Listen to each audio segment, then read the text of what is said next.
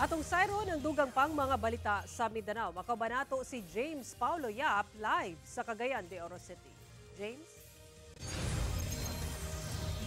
Salamat, Sarah. Nanawagan ang usa ka sectoral organization sa General Santos City ilabi na sa Kabatanunan nga mosalmot sa ipahigayong peace rally karong Domingo, November 30 aron ipadayag ang kasuko sa korupsyon sa gobyerno.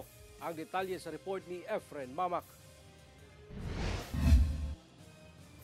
Gibutiyag sa sectoral organization sa General Santos City nga hinabi nga magpahigayon kini og peace rally nga gitawag nga White Sunday sa usa ka universidad sa General Santos City karong Domingo sa hapon, November 30. Dungan sab kini sa ipahigayong kilos protesta sa ubang lugar sa nasod sa susamang adlaw. Tumong matud pa sa maong malinawon nga lihok protesta ang ipadayag ang ilang gibati sa nahitabong korupsyon sa gobyerno. Ilabi na diyang nabulgar ang anomalya sa flood control projects. Ang protesta pwede siya mapaulbo o katilingbanon nga kausapan.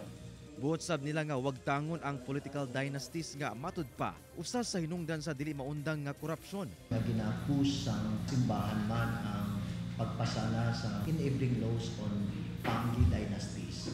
Kaya nakita naman nato balik-balik kag nagkasamot yun ka grabe ang political dynasties nga murag untouchable na ang ilang mga lihok, even ang ilang mga pagpangama. Kahinumduman nga usa ka lihok protesta sab ang nahitabo niadtong Setyembre apan daw walay resulta o wala pay nasidutan. Ang pagbabago mahitabo, dili na siya mahitabo overnight.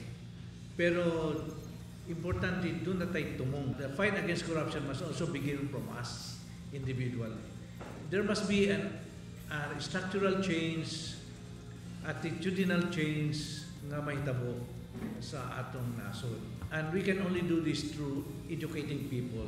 Ang kalahian matud pa sa ipahigayong peace rally karong Domingo, mao ang mga kabatan-unan nga manguna sa pagpadayag sa ilang mga sentimiento o opinyon. Time to listen to the young people natin, yung pagkakataong ito. Kasi alam mo yung mga bata, iba na rin yung tempo nila. Gusto nila magkita-kita, pero ibang forma yung gusto nilang makita. Kauban si Gary Balantay, Efren Mama, One Mindanao.